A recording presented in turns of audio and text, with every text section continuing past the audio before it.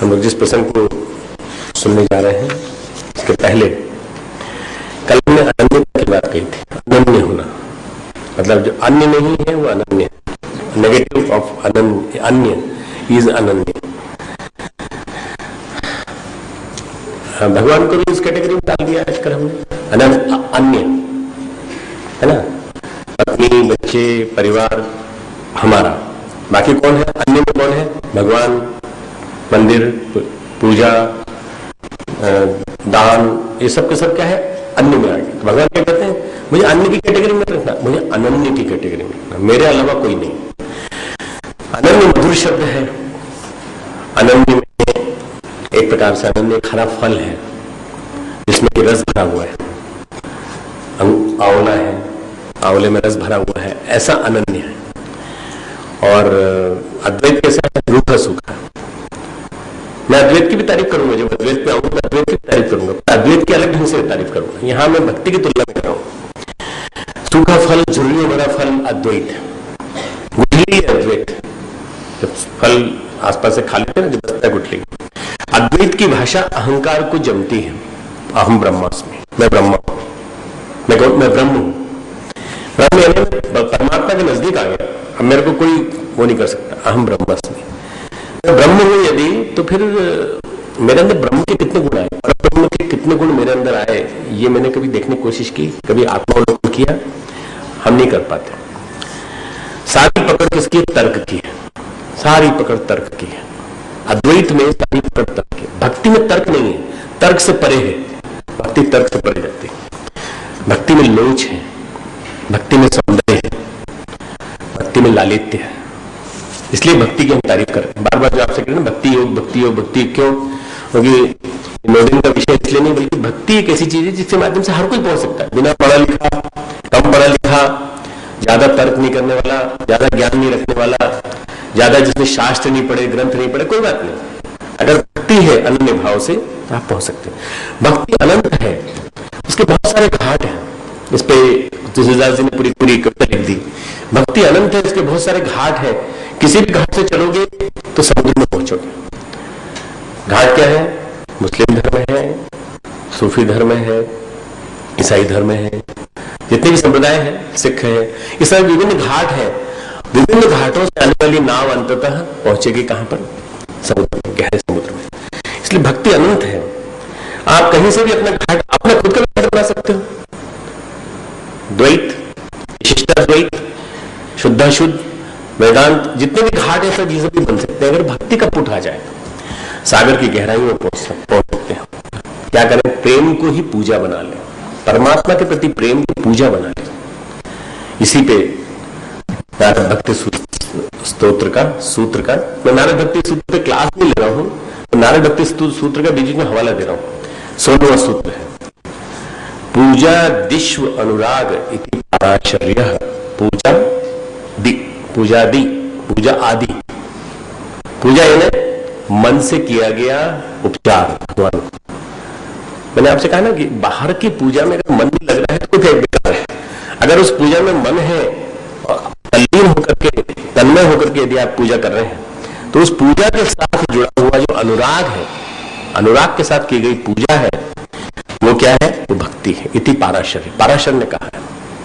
ये नारद जी हवाला दे रहे हैं कि पाराशर कहते हैं कि पूजा भी के साथ जुड़ा हुआ अनुराग ही भक्ति है। 16वां सूत्र। आइए चलिए आज बात करते हैं गीता की। आज गीता का हम लेंगे 9वां, 10वां, 11वां श्लोक।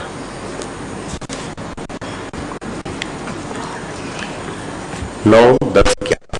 अब 9, 10, 11 का जो अर्थ देखें, दोनों तीनों के अलग अलग इनिशिएशन है, तीनों के अलग अलग स्टेप्स हैं। 9वां श्लोक कहता है, अथ चित्तम समाधातुम न शक्नोषि मयि स्थिरम। तू मन में मुझको अचल स्थापित नहीं कर पाता। कई लोग कहते हैं ध्यान नहीं लगता। यदि तू मुझ में मन नहीं लगा पाए, तेरा अचल न हो पाए, और तू अपने आप को असमर्थ पाता है, तो हे धनंजय, हे अर्जुन, अभ्यास योगेन ततो माम इच्छाप्तुम धनंजय। अभ्यास रूपी योग के द्वारा मुझको प्राप्त होने के लिए इच्छा कर। तो मुझे अभ्यास के द्वारा प्राप्त कर। अभ्यास क्या है? परमात्मा का चिंतन, परमात्मा की लीला का चिंतन, परमात्मा के बारे में किया गया श्रवण, परमात्मा के लीला परमात्मा ने क्या किया, परमात्मा के भक्तों ने क्या किया, गुरुओं ने क्या किया।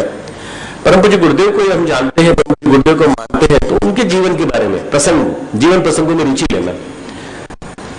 चेतना की शिखर यात्रा, हमारी वसीयत और विरासत, परम पूज्य गुरुदेव के जीवन के वृत्तांत जो जगह जगह लिखे रखते हैं, वो सारे के सारे प्रसंगों में हम रुचि लेना चालू करें। और रुचि लेकर के यदि हम उनके बारे में चर्चा का एक क्रम नियमित रूप से बना लें कि हम नियमित रूप से उन्हीं के बारे में चर्चा करेंगे, तो क्या हो जाएगा? ये अभ्यास है, अभ्यास है। परमात्मा के गुणों का चिंतन, लीला का चिंतन गीता में आया है। भगवान के नाम और गुणों का श्रवण, कीर्तन, मनन, श्वास के द्वारा जप, भगवत प्राप्ति युक्त शास्त्रों का पठन पाठन इत्यादि चेष्टाओं को अभ्यास कहते हैं। इसको अभ्यास कहते हैं। This is practice. अभ्यास क्या है? किसी काम को निरंतर करना, प्रैक्टिस। वकील रोज करता है, थकता तो नहीं है, बोर तो नहीं होता, रोज करता है, रोज उन्हीं बातों को। मिलॉर्ड, मैंने जैसा कि आपको अभी कोट किया वैसा, वही बात परसों, सारा जीवन भर 40 साल, 50 साल, 45 साल उसकी इसी में निकल जाता है। हो सकता है मिलॉर्ड इतनी बार बोला होगा कि घर में आके पत्नी को मिलॉर्ड कह देता होगा। इतनी बार मिलॉर्ड तो सुप्रीम कोर्ट ने हटा दिया, मिलॉर्ड न बोला जाए, सर बोला जाए, मिलॉर्ड न बोला जाए। वकालत करते करते वो थका तो नहीं ना, उसने अभ्यास किया है। डॉक्टर प्रैक्टिस करता है, ऐसा थोड़ी करता है कि 2-3 दिन कर लिया, आप चाहे 4-5 दिन भक्ति करेंगे, 4-5 दिन भक्ति करेंगे, फिर प्रैक्टिस करेंगे। वो अपना प्रैक्टिस वो छोड़ता नहीं है, प्रैक्टिस रेगुलर करता है। रोज रोज करोगे प्रैक्टिस तो मन उसमें इन्वॉल्व हो जाता है। रोज रोज प्रैक्टिस करोगे तो मन इन्वॉल्व हो जाएगा। जब रोज रोज करोगे तो मन लगने लगेगा। ध्यान रोज रोज करोगे तो मन लगने लगेगा। कंटिन्यूटी, रेगुलरिटी, नियमितता, निरंतरता। मैं 2 शब्द बार बार बोलता हूं, इनको ध्यान से सुना करो और ध्यान से सुनकर के लिख लिया करो। लिखने के बाद इसको रोज पढ़ा करो।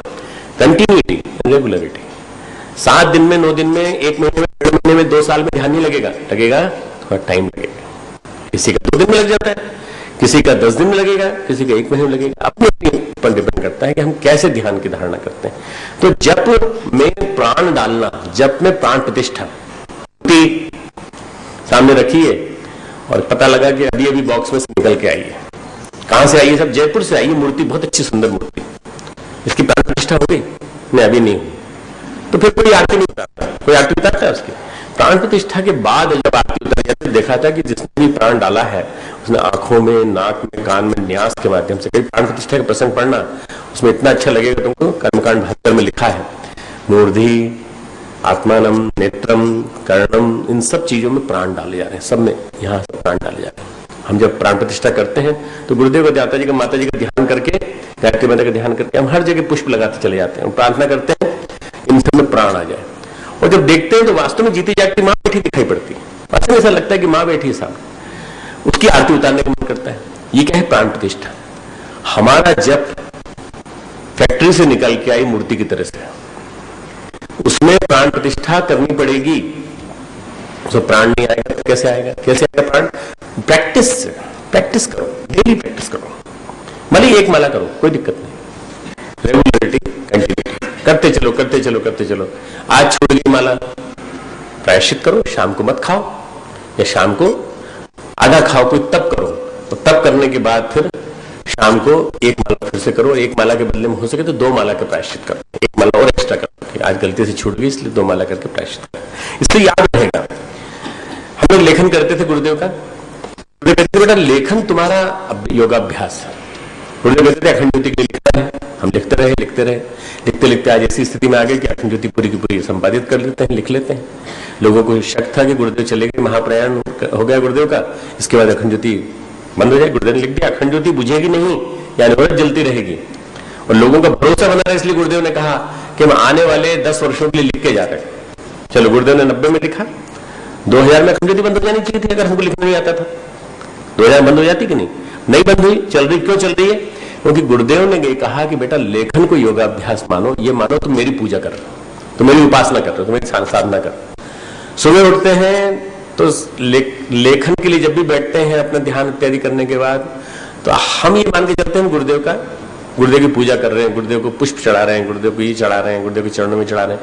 गुरुदेव ने हमको सूक्ष्म शरीर से जो उपासना करने को दी वो कर रहे हैं। लेखन करते करते, वास्तव में लेखन करते करते आपको कुछ और नहीं सोच सकते। लेखन में मन लग जाता है तो सारा का सारा कंसंट्रेशन उसी में आता है। हम कोई लेख लिखते हैं तो 2 घंटे एक ही आसन में बैठकर बिना कुछ सोचे सारे फोन ऑफ कर दिया, पूरा कोई किसी का फोन नहीं, फिर बीच में कोई नहीं आ सकता। हम और हमारे गुरुदेव के बीच में कोई नहीं आ सकता। गुरुदेव लिखा रहे हैं, हम लिख रहे हैं, फिर बीच में कोई नहीं आ सकता। फिर कोई आता भी है डिस्टर्ब करने के लिए तो हम साफ मना कर देते हैं, हमको पूरा काम कर लेते हैं, ये पूरा जरूरी है। अभ्यास जो होता है वो मन का हरण कर लेता है। अभ्यास जो है, प्रैक्टिस जो है, मन का हरण कर लेता है, मन उसी में विलीन हो जाता है। संत इसी को सुमिरन कहते हैं। संत कहते हैं सुमिरन, सुमिरन करो, स्मरण करो, स्मरण करो। सोते जागते हमेशा सुमिरन सुमिरन सुमिरन। हनुमान प्रसाद पोद्दार जी कल्याण के संपादक थे, बहुत भक्त प्राणी थे। उन्होंने कहा हर 15 मिनट में भगवान को याद करो, भूल मत जाना। उन्होंने जीवन दिया है, उन्होंने शक्ति दी है, उन्होंने प्राण दिए हैं। हर 15 मिनट भगवान को याद करो, स्मरण करो, भूलना मत। भूल जाए फिर कोशिश करो, भगवान फिर से याद आ जाए। कबीर, नानक, रज्जब, दादू, 4 भक्त ऐसे हैं जिनका नाम बड़ा महत्वपूर्ण है। कबीर, नानक, रज्जब, दादू। अलग अलग जगह की जन्म हुआ है। कबीर का वहां जन्म हुआ, नानक जी का इधर जन्म हुआ, रज्जब, दादू, ये ऐसे भक्त हैं जिन्होंने रेगुलर प्रैक्टिस की, रेगुलर अभ्यास किया। अभ्यास करते चलो। अभ्यास करने से क्या होगा? चित्त लगने लगेगा। अभ्यास रूपी योग के द्वारा मुझको प्राप्त होने के लिए इच्छा करें, हे परमात्मा हम आपको प्राप्त हो जाएं। आपको प्राप्त हो जाए तो मरोगे थोड़ी, प्राप्त हो जाए तो क्या होगा? परमात्मा में स्थित हो जाओगे। हमेशा मन उसी में लगा रहेगा, फिर न इधर उधर जाएगा, न इधर उधर भटकेगा, न किसी प्रकार की परेशानी आएगी। मन हमेशा हल्का फुल्का रहेगा, किसी प्रकार की चिंता नहीं रहेगी। सुमिरन अर्थात रटना नहीं। सुमिरन का मतलब रटना नहीं होता है। रटना तो हमारे यहाँ होता है। मैं बोलता हूं तो लोग कहते हैं मजाक उड़ाते हैं। मजाक इसलिए उड़ाता हूं कि सब लोग यही करते हैं। मैं इसलिए हंसी उड़ाता हूं कि जब तक वो सुमिरन में नहीं बदलेगा जब, तब तक वो रटन तो विद्या बनी रहेगी। हम गुरु ये क्यों करते हो? आखिर मन लगा तो लग गया, फिर उसके बाद 15 मिनट तक, 10 मिनट तक कुछ मत करो। चाहे एक आराम से तुम भले कुर्सी पे बैठ के जप करो, चाहे तुम पलंग पे लेट के जप करो, कैसे भी करो, भगवान को तुम्हारी मुद्रा से कोई मतलब नहीं। पर वो 15 मिनट या 10 मिनट या 5 मिनट, 7 मिनट, 3 मिनट जो भी है, उस समय 3 मिनट 4 मिनट के लिए तो अपने आप को सौंप दो। इसको कहते हैं असली में सही अर्थों में भगवान को अभ्यास करना, भगवान को याद करना। वैष्णव लोग क्या करते हैं? वैष्णव पंथ में साधु लोग माला घुमाते रहते हैं, सारी बातें करते रहते हैं। एक माला हाथ में रहती है, माला घूमती रहती है। हाँ तो आप कहां से आए हैं डॉक्टर साहब? अच्छा, माला चल रही है? मालूम नहीं माला कैसे चल रही है? तो माला चल रही है तो बात नहीं होनी चाहिए, बात चल रही है तो माला नहीं होनी चाहिए। पर उनकी माला, मैं कई लोगों से मिला हूं, वो बराबर एक ही काम करते रहते हैं। बस ये इसमें हाथ चल रहा है उनका बराबर, और एक माला चल रही है, कंटिन्यूस माला चल रही है। ये माला चलते रहने से कुछ नहीं होने वाला। क्यों? दिखावा है, ये दिखावा है। हम बड़े भक्त हैं, हमसे बड़ा सिद्ध कोई संत नहीं है। देखिए जब डॉक्टर साहब से बात कर रहे हैं तो डॉक्टर साहब माला नहीं कर रहे, हम माला कर रहे हैं। मतलब हमसे बड़ा कोई सिद्ध पुरुष हो नहीं सकता। हमारा देखिए, आप पहनावा देखिए, हम सारे के सारे साधु के कपड़े पहने हैं, त्रिपुंड तिलक लगा रखा है। ऐसे लोगों को दूर से नमस्कार है। हम अच्छे हैं, हम जैसे कपड़े पहनते हैं ठीक पहनते हैं, कम से कम हम वैसे दिखावा तो नहीं करते। ढोंगी लोग हैं, ढोंगी लोग। वो कपड़े का मर्म अगर समझ में आ गया होता तो अंदर से बाहर तक तप, त्याग, तितिक्षा भर गया होता। नहीं, अंदर बिल्कुल नहीं। साथ में बातें भी करते हैं, रटन जिप से करते, मन कहीं और रहता है, मन कहीं और भागता है, इधर उधर भागता है, इधर उधर भागता है। एक कहानी सुनाता हूं मैं, अक्सर नवरात्रि में सुनाता हूं, इस बार तो नहीं सुना पाया। आज दूसरा प्रसंग था यहाँ जनरल क्लास में। दो साधु, दो यंग साधु शिक्षित होकर के पहुंचे, दीक्षित होकर के अपने गुरु के साथ अपने गांव जा रहे थे। तो यंग थे, करीब होगी 20 से 22 साल की उम्र। तो साधु महात्मा जी ने दीक्षा देने के साथ एक संदेश दिया, बेटा देखो ऐसा करना, काम वासना को मन में बताने देना, ठीक है ना, और स्त्री संग तुम्हारे लिए वर्जित है, मतलब स्त्री के प्रति आसक्ति मत रखना। अब इतना उन्होंने संदेश दे दिया, बाकी चीजें और भी समझा दी, सब उन्होंने समझ ली। अब दोनों चले तो एक नदी आई, नदी में बहुत जम के बाढ़ आ रही थी। उस नदी में बाढ़ थी, सब लोग खड़े खड़े देख रहे थे। पर उसमें जो लोग अच्छे लंबे थे कद के, वो लाठी के सहारे पार हो रहे थे, इतना पानी का वेग तो नहीं था। एक वहां लंगड़ी लड़की बैठी थी, जिसका एक पैर उसका चल नहीं पा रहा था, चल नहीं पा रही थी। तो वो वहां बैठी हुई थी और वो पार नहीं जा पा रही थी। बहुत सुंदर थी, देखने में सुंदर थी, अच्छी थी, लावण्य था उसका, युवती थी, उन्हीं की उम्र की थी। तो उसने कहा भैया मुझे उस पार पहुंचा दोगे, भैया मुझे उस पार पहुंचा दोगे। तो दूसरे साधु ने उधर मुंह कर लिया। उसने कहा कि युवती की तरफ तो देखना भी नहीं चाहिए, ये क्या दिक्कत है, ये कहां से आकर्षित करने के लिए इधर बोल रही है हम तो उसने उधर मुंह कर लिया। पहले वाले ने कहा बहन पानी थोड़ी देर में उतर जाएगा फिर आप आ जाइएगा। बोले नहीं मुझे तुरंत जाना है, गांव अंधेरा हो गया तो बड़ी दिक्कत हो जाएगी और अंधेरा होने वाला है। तो उसने कहा ऐसा करो बहन आप चल तो पाओगे नहीं, मेरे कंधे पे बैठ जाओगी। बोले हाँ कोई दिक्कत नहीं।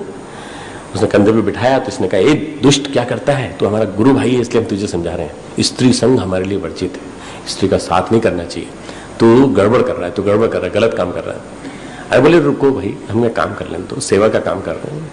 यहाँ बिठाया, लाठी ली हाथ में, धीरे धीरे करके उस पार पहुंचाया। उसके मन में कोई विकार नहीं, इसके मन में, पड़ोसी के मन में, उसके मन में कोई विकार नहीं जो ले जा रहा। उस पार पहुंचे, उस पार पहुंचा के उतार दिया और उतारने के बाद उन्होंने कहा तुम चली जाओगी। बोले हाँ मैं अपनी लकड़ी के सहारे चली जाऊंगी। चली गई। अब ये दोनों के दोनों चले तो इसने कहा तुमने आज अच्छा नहीं किया, आज तो तुमने महाराज जी से संदेश लिया, आज दीक्षा लिया, अब अपने अपने गांव जा रहे हैं, तुमने अच्छा नहीं किया, अच्छा नहीं किया। अब 5 मिनट 10 मिनट 15 मिनट 20 मिनट आधा घंटा 1 घंटा 1.5 घंटे तक यही संदेश चले जा रहा है, 1.5 घंटे तक यही उपदेश बराबर, तुमने अच्छा नहीं किया, अच्छा नहीं किया। तो इसने दूसरे ने कहा कि अब इतनी देर सुन ली इसकी बात, थोड़ा सा इसको सुना दे। उन्होंने कहा ये बताओ कि हमने उस युवती को कब उतारा था अपने युवती बहन बोला उसने, तो तुमने सुना नहीं, उसने भाई कहा था भैया, और उस बहन को हमने कब उतारा था। बोले उस युवती को, वो बोल रहा है उस युवती को तुमने उतारा था करीब 1.5 घंटा हो गया। बोले वो हमारे कंधे से तो उतर गई 1.5 घंटे पहले, पर तुम्हारे मन से अभी भी नहीं उतरी, तुम्हारे मन में तो अभी भी बैठी, तुम्हारे मन में से कब निकलेगी ये बताओ। निकल जाए तो तुम कम से कम बोलना तो बंद करो। हमारे मन में न जाने क्या क्या रहता है, न जाने क्या क्या रहता है, वो मन में से निकलता नहीं है, जब करते समय वही भाव मन में आते हैं। इसलिए मन को साफ रखना सीखना। उड़िया बाबा वृंदावन के एक अच्छे संत हुए हैं, वो काफी ऐसा माना जाता है कि अपने आप में बहुत ही सिद्ध पुरुष, भक्ति के माध्यम से उन्होंने कहा महात्मा बनेंगे। गाजीपुर चले गए, एक महात्मा जी के मठ में रहे, गांव की जागीर थी, महात्मा जी के पास हाथी घोड़े थे। तो हाथी जहां रहता है उसको कहते हैं हथसाल, जब घोड़े रहते हैं उसको कहते हैं घुड़साल, ठीक ना, ये याद रहेगा तुमको। संत तपस्वी थे उड़िया बाबा, शरीर हट्टा कट्टा था, संयमी थे, तो बिल्कुल चेहरे पे तेज था। तो उन्होंने कहा, महाराज जी ने सोचा कि हमारी उम्र हो गई, इसको चेला बना के महंत बना देते हैं, इसको चेला बना देते हैं, महंत बना देते। क्यों, अब ये कौन देखेगा, इस पूरी प्रॉपर्टी को कौन देखेगा, इतना बड़ा कि बिल्कुल किले जैसा पूरा मठ, सब पात्र है, सामने गंगा बह रही है, इधर अपना मठ बना हुआ है, लोग आते हैं। स्वामी जी जब भी गांव जाते, अपने नगर में जाते तो हाथी पे बैठ के जाते थे, जुलूस सवारी निकलती थी, आगे बाकायदा ढोल बजाते हुए, नगाड़े बजाते हुए लोग, साधु लोग चलते, उनके शिष्य। ऐश्वर्य था, खूब पैसा था। तो उन्होंने कहा तुम बन जाओ, तुम हमारे शिष्य बन जाओ, और शिष्य बनने के बाद हम तुम्ही को उत्तराधिकारी बनाएंगे। तो उन्होंने कहा भगवान हमें नहीं बनना, आप जो ये सोच रहे हैं हमें नहीं बनना। ठीक है, कभी न कभी तो मानेगा, कभी न कभी तो मानेगा, हमारा नमक खा रहा है, कभी न कभी तो मानेगा। ऐसा सोच के उन्होंने कहा कि चलो अच्छा तो सोच इस बारे में। एक दिन झाड़ू लगा रहे थे बाहर, उड़िया बाबा झाड़ू लगा रहे थे, झाड़ू लगाते लगाते एक आदमी आया, महात्मा जी अंदर पूजा कर रहे थे। उन्होंने कहा भाई बाबा कहाँ है, मतलब बड़े बाबा, महात्मा जी कहाँ है। तो उन्होंने कहा कि महात्मा जी अंदर बैठे हथसाल देख रहे हैं, घुड़साल का हिसाब किताब कर रहे हैं। अरे कैसा है आदमी, कैसे जवाब देता है। महात्मा जी अंदर बैठे घुड़साल का हिसाब किताब कर रहे हैं। बोले हम जब कर रहे हैं और ये कह रहा है कि हथसाल का हिसाब किताब कर रहे हैं, घुड़साल का हिसाब किताब कर रहे हैं। तो और उसके बाद फिर भविष्य उनको मालूम था, उड़िया बाबा को, सिद्ध पुरुष हो गए थे। बोले जागीरदार के जाएंगे, उसके बाद जागीरदार के जाके जागीरदार को आशीर्वाद देके आएंगे, ये उनका टाइम टेबल है आज का। अंदर से निकले, वो आदमी चला गया। बोले क्यों रे, हमारे यहाँ ही रहता है, हमारे यहाँ खाता है और हमारे बारे में गलत बोलता है।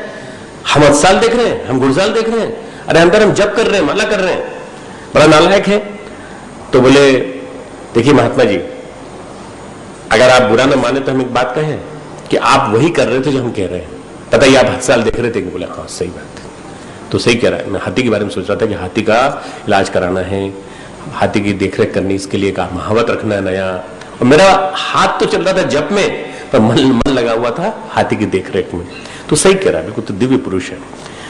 अभी तक तो हम कुछ नहीं कर पाए, पर अब करेंगे। महात्मा जी बोले, जिनको गुरु बनाने आए थे उनसे बोले अभी तक तो हम भी कुछ नहीं कर पाए, हमने सारा जीवन इसी में निकाल दिया, खाने पीने में, मौज करने में, हाथी के बारे में सोचने में, ऐश्वर्य के बारे में सोचने में, घुड़साल के बारे में सोचने में, और सारा का सारा ऐश्वर्य औरों को दिखाने में। अब करेंगे, तुम संभाल लो इस स्थान को, और हम जब करेंगे अंदर बैठकर तुम हमारे बारे में, हमारी महिमा का गान करना लोगों से। बोले महाराज जी ये हमसे नहीं होगा, हम तो ऐसे व्यक्ति को गुरु बनाने चले थे जो वास्तव में निर्विकार हो, जिसका परमात्मा में स्थान हो, जिसका अभ्यास प्रखर हो, परमात्मा में अभ्यास प्रखर हो। हम तो ऐसे व्यक्ति गुरु बनाने चले थे, तो आपने तो हमें निराश कर दिया। उसी दिन उड़िया बाबा वहां से चले गए। ऐसा कहा जाता है कि पूर्वांचल के उत्तरी छोर में, बिल्कुल जहां नेपाल का तट लगता है, वहां जाकर के नदी के किनारे, गंडकी नदी के किनारे तप किया। साक्षात मां भगवती ने आके उनको दीक्षा दी, और एक ऐसा कहा जाता है कि जब भी वो याद करते थे तो प्रकट हो जाती थी उड़िया बाबा। ये क्या है? सुमिरन। भाव डूबता चला जाए, भाव डूबता चला जाए। जो सुमिरन करता है वो ऐश्वर्य में नहीं पड़ता, जो सुमिरन करता है वो हिसाब नहीं लगाता, जो सुमिरन करता है वो पैसों के हिसाब किताब में नहीं पड़ता। सुमिरन करने वाले को हमेशा भगवान का स्मरण होता है। कैसे? जैसे बिहारी कह गए हैं, बिहारी, जो जो डूबे श्याम रंग, जो जो डूबे श्याम रंग, त्यों त्यों उज्जवल होए। इसका अर्थ समझ में आया तुमको? कोई बताओ खड़े होके क्या हुआ? हाँ,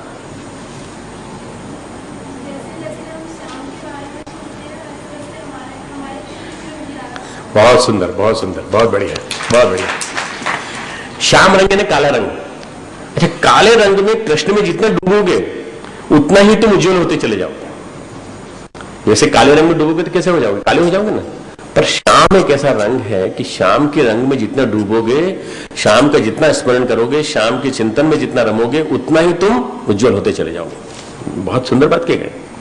सुमिरन में हृदय डूब जाए, और हृदय ऐसा डूब जाए कि कभी न होश रहे, न पता रहे इधर क्या हवा चल रही है, इधर कौन आया। माला करते हैं तो इधर कुर्सी हिली, कौन आया, पांव आया, पांव चला, कौन आया, अरे ना, गर्दन हटाओ तो इधर उधर देखो, अरे कोई आफत भी आ जाए, कोई भूकंप भी आ जाए, तब भी मत देखो। तो अपना ध्यान रखो, बस केवल 5 मिनट के लिए अपने आप को सौंप दो परमेश्वर को। हठ योग, ध्यान योग, लय योग सब लोग करते हैं, पर सबसे जो महत्वपूर्ण है वो है भक्ति के साथ किया गया ध्यान योग। भक्ति, भाव योग और ध्यान योग। कई लोग मूलाधार प्राणायाम लगाते हैं, कुंडलिनी सिद्ध करते हैं, हठ योग करते हैं। सबसे सरल तरीका क्या है? कुंडलिनी जगाने का सबसे सरल तरीका क्या है? भक्ति योग। हठ योग में तुमको इतने अभ्यास करना पड़ेंगे कि तुम्हारी हालत खराब हो जाएगी। हठ योग में कहीं सर्पिणी कुंडलिनी ऊपर जाते आते नीचे चलेगी तो बहुत दिक्कत हो जाएगी, परेशान हो जाओगे, काट खाएगी तुमको। इसलिए जगानी है कुंडलिनी। तो सबसे बढ़िया क्या तरीका है? मन, चित्त और संस्कारों का क्षय करते करते भक्ति के माध्यम से चेतना को ऊर्ध्वगामी बनाना। चेतना को ऊर्ध्वगामी बनाने के लिए भक्ति का प्रयोग बहुत बढ़िया है। भावपूर्वक पुकारने से भाव समाधि होती है। भावपूर्वक पुकारने से भाव समाधि इस सीमा तक होती है, कुंडलिनी जाग जाती है। भाव सिद्धि इसलिए कहा गया। एक उदाहरण सुनो, उड़िया बाबा को सुनाया, उसका दूसरा उदाहरण शबरी का। शबरी की कुंडलिनी जागृत हो गई थी। शबरी शाबर जाति के भील सरदार की पुत्री थी। उसकी शादी का बंदोबस्त किया गया। शादी का बंदोबस्त किया गया तो शादी के लिए भैंसे, मेढ़े सब लाए जा रहे थे। क्यों लाए जा रहे हैं? उनको कल काटा जाएगा तुम्हारी शादी में। हे भगवान, क्यों? बोले सबको लंच खिलाएंगे, डिनर खिलाएंगे सुबह शाम। उनको हमारी हलवा पूड़ी तो यही है, यही खाएंगे। सारे आदिवासी भील जाति के जितने भी लोग थे सब कह रहे हैं कि तुम्हारी शादी की वजह से हमको दावत मिलेगी, दावत में इतने लोग मारे जाएंगे, निरीह पशुओं को मारा जाएगा। मेरी शादी में भाग गई, घर से भाग गई, घर से भाग गई, जंगल में भटकती फिरी, मतंग ऋषि के आश्रम में पहुंची। और मतंग ऋषि के आश्रम में जाकर के उसने अपने आप को किसी तरह से वहां फल, कोई जो फल फूल कंदमूल मिलते हैं उससे अपना निर्वाह किया, खाने पीने का। और उसके बाद उसने क्या किया कि मैं किसी के पास जाऊंगी तो कोई मुझे, कितनी उम्र कितनी थी? 14-15 साल की, बहुत यंग। और इतनी कम उम्र की लड़की कहीं भटक रही हो तो उसने मुनि के पास जाना ठीक समझा कि मुनियों के आश्रम के पास रहूंगी, सेवा करूंगी। कांटे बुहार देती थी, जमीन को पक्का कर देती थी, जमीन में गोबर लीप देती थी कि भाई इसी रास्ते से ऋषि मुनि जाते हैं, इसी रास्ते से ये लोग जाते हैं और इनको कांटे नहीं चुभ जाए। तो मातंग ऋषि ने कहा कि अपन जाते थे तो कांटों को ऐसे हटा देते थे, उसके बाद यहाँ कोई लिपा हुआ नहीं था, कोई ना कोई जरूर है। 5 दिन देखा, 6 दिन देखा, 7 दिन देखा, तो मातंग ऋषि ने कहा अरे भाई शिष्यों, ये जरा पता लगाओ कौन साफ करता है, आखिर कोई सेवा भी कर रहा है हमारी और हम लोग सेवा भी ले रहे हैं, उनको पता भी नहीं चल रहा है। तो चेलों ने रात में छुप के देखा कौन करता है, तो सुबह 3 बजे उठ करके एक आदिवासी लड़की सफाई कर रही पूरी की पूरी। अच्छा ये है, पकड़ लिया उसको, चल हमारे गुरु जी के पास चल। उन्होंने सोचा कि गुरु जी शायद दंड देंगे इसको। मातंग ऋषि ने कहा तू क्या करती है ये? मतलब मैं सोचती हूँ कि मेरे पास और कुछ नहीं है, मेरे पास भक्ति है, तो इसी भक्ति के माध्यम से मैं आपका कुछ कर्म कर सकूं, आपके लिए कुछ काम कर सकूं, आपको पांव में कांटे नहीं चुभे। तो मातंग ऋषि ने कहा तू बहुत भोली है, तू बहुत निष्प्रह है, तेरे को कुछ भी हो नहीं, तू हमारे साथ है। तो बाकी जो ऋषि मुनि के आश्रम में ढेर सारे, एक बड़ा आरण्यक था, पुराने जमाने में आरण्यक हुआ करते थे, आश्रम हुआ करते थे, उसमें कई ऋषि मुनि साथ साथ रहते थे। एक ऋषि है, जैसे हम चांसलर है ना, तो हमारे साथ वाइस चांसलर साहब, डीन साहब, सब रहते थे, ऐसे ढेर सारे ऋषि मुनि उनके साथ रहते थे। कितने? अरे होंगे करीब 100-150।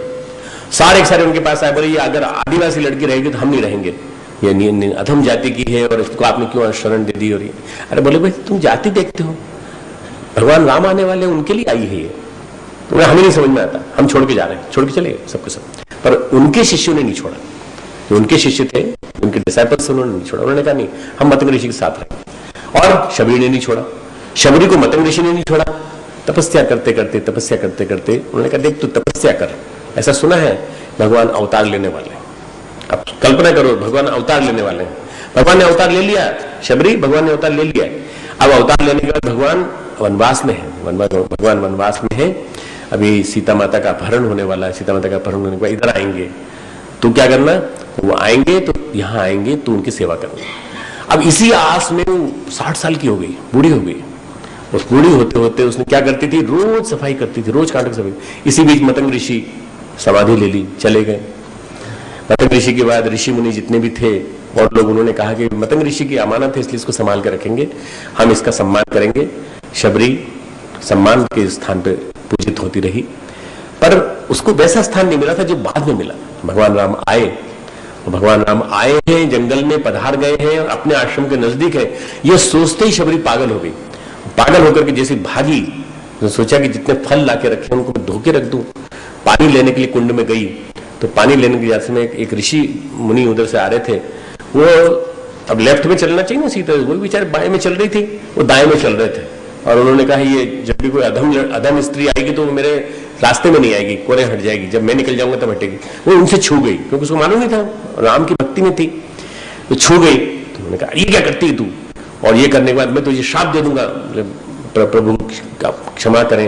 इतना कह के वो सामने जलकुंड था, उसमें जैसे कूदे नहाने के लिए, तेरे को छू लिया, तेरे को इसमें कूदना पड़ेगा। सारे जल में कीड़े हो गए। उन्होंने काटना चालू कर दिया साधु जी को, ऋषि जी को, जो श्राप देने की बात कर रहे थे। निकले बाहर, खून ही खून हो रहा था पूरा के पूरा। भगवान राम आए, भगवान राम ने कहा कि शबरी तू कहाँ है, बता तूने क्या मेरे लिए क्या बना के रखा है। तो फल ला के रखे, फल झूठे, शबरी के फल झूठे खाए, कल सुना था ना, सबसे ऊंची प्रेम जगाई। शबरी के झूठे फल खाए, शबरी के झूठे फल खाए। भगवान लक्ष्मण ने रोका भगवान राम को, अरे क्या कर रहे झूठे फल है। तो कोई बात नहीं, टेस्ट कर करके दे रही, कौन सा मीठा है कौन सा खट्टा है। खट्टे फल भगवान को नहीं दिए जाते, मीठे फल दिए जाते। अच्छा ठीक है, भगवान को मीठे फल। ये भक्ति की चरम सीमा। उस भक्ति की चरम सीमा के बाद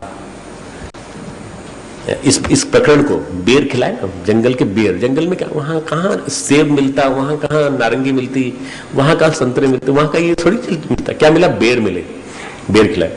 तो इसको एक कवि ने लिखा है बहुत सुंदर, मतलब उस जमाने के कवि ने लिखा है, बेर बेर बेर ले सराहे बेर बेर हो। बार बार बेर ले लेके सराहते हैं बेर को, कितना अच्छा मीठा है।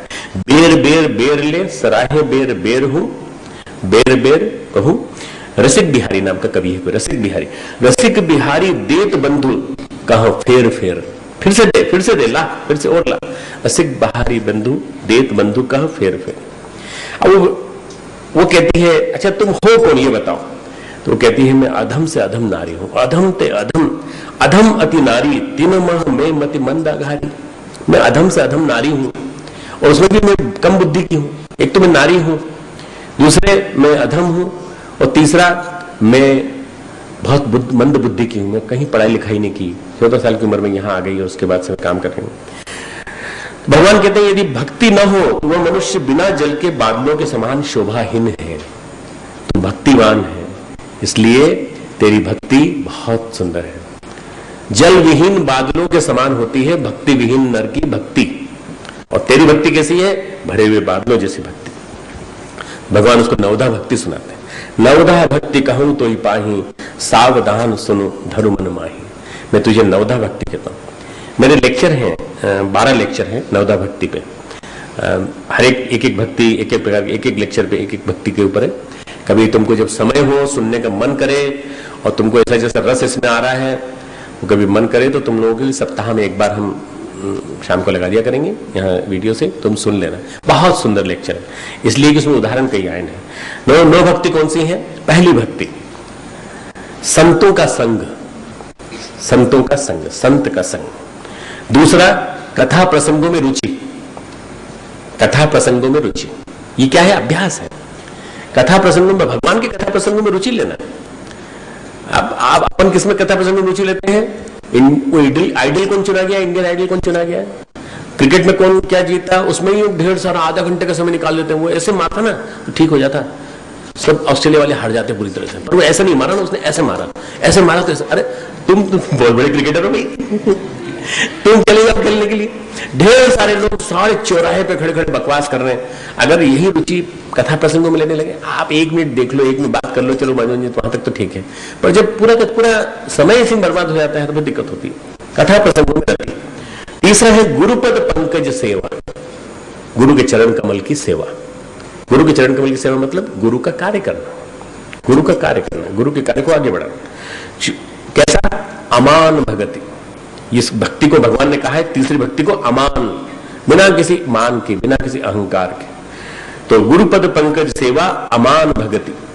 चौथा है मम गुण कपट तजी गान, मेरे गुणों का बिना किसी कपट भाव से गान करना, मेरे गुणों का गान। पहले कथा प्रसंगों को सुनो, फिर मेरे गुणों का गान करो, सुनाओ लोगों को बिना कपट के। कपट नहीं रखना, भगवान के साथ छल नहीं। पांचवी है मंत्र जाप मोहि दृढ़ विश्वासा। मंत्र जाप, कोई आप में से सुन रहे हो जिन्होंने कहा हो कि आप मंत्र जप की हंसी उड़ाते, मंत्र जप की हंसी नहीं उड़ाता मैं। मंत्र जाप वो वाला जिसमें कि भाव और मन सब मिलकर के भगवान में एक हो जाए। मंत्र जाप मोहि दृढ़ विश्वासा।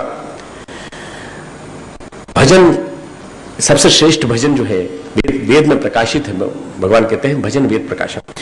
छठी है दम सील विरति बहुकर्मा। दम यानी संयम, सील यानी शील, शीलता का पालन, सदाशीलता का पालन, शालीनता का पालन। विरति बहुकर्मा, बहुत सारे कामों से विरक्ति। अरे ये भी कर रहे हैं, वो भी कर रहे हैं, वो भी कर रहे हैं, 10 काम कर रहे हैं, भूल गए अपना असली काम, भूल गए भगवान को ही, भूल गए अपने आप को ही भूल गए। विरति बहुकर्मा, बहुत सारे कामों से विरक्ति। सातवीं है सातव मोहिमय जग देखा, मेरे में ही सारा जग व्याप्त है ये देखा। मोते संत अधिक कर लेखा, मुझसे ज्यादा संत को अधिक मानना। भगवान कितने महान है। भगवान कह रहे मेरे से भी ज्यादा कौन है? संत, जिन्होंने मेरा जीवन मुझे अर्पित कर दिया। ऐसे संतों को अधिक मानना मेरे से। कभी सामने आ जाए तो उनसे संतों को ज्यादा अधिक मानना मेरे से। 8वां है यथा लाभ संतोषा, जितना मिल जाए उसमें संतोष करना, फालतू में इधर उधर पाँव मत फैलाना। इसी का दूसरा हाफ है 8वीं भक्ति का, सपने में नहीं देखें पर दोषा। सपने में भी दूसरे के दोष मत देखना, सपने में भी दूसरों के दोष मत देखना। 9वीं भक्ति है सरल मन सब छल हीना, मम भरोस ही हरस न दीना। मेरे पे भरोसा, कहीं किसी प्रकार का छल का भाव नहीं, और न दीन भाव, न दैन्यम न पलायनम।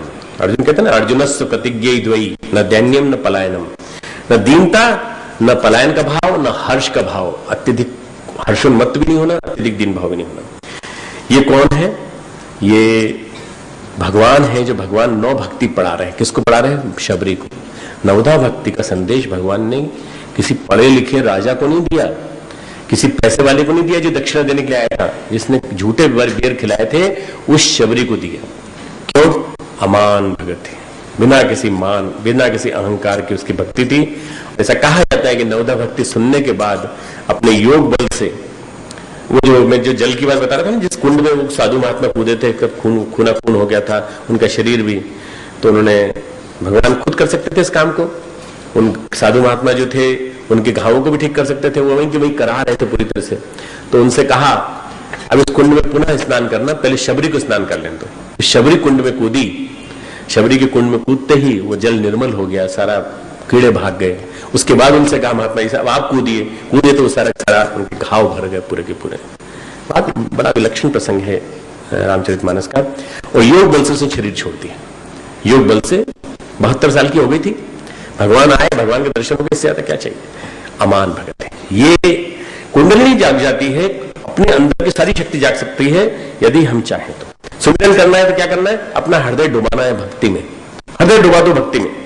लाहिड़ी महाशय के गृहस्थ शिष्य थे, नाम था नव गोपाल घोष।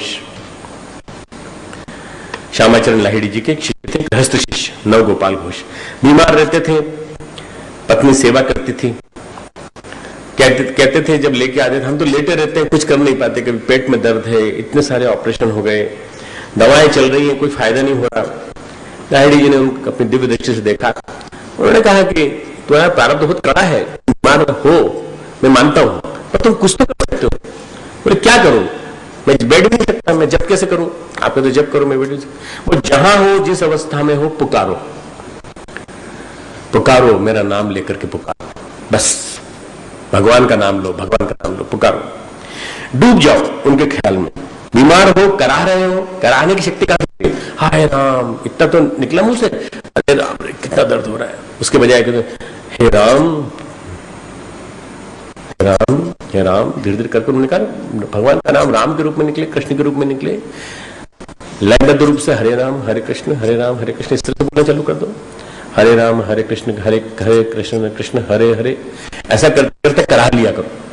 बीच में एक बार कराने की छूट है तो पर बोल लिया करो तुम भगवान, लेटे लेटे भी बोल सकते हो, कोई दिक्कत नहीं। तो उन्होंने कहा क्या इसमें कष्ट मेरा कम हो जाएगा, बोले तुम करो तो सही भाई, ठीक होने के लिए मत सोचो, तुम पुकारो, साल भर धैर्य पूर्वक करो, तुम साल भर बाद मेरे पास आना, साल भर बाद आए तो चलते हुए आए, सारा दर्द खत्म, सारी पीड़ा खत्म, सारा पेट का दर्द खत्म, और स्वस्थ स्थिति में आए। घंटों ध्यान करते थे और समाज की सेवा भी करते थे। काफी लोगों को उन्होंने दिया, फिर बाद में लाहिड़ी जी के माध्यम से, फिर लाहिड़ी जी की से भी जोड़ा उन्होंने कई लोगों को।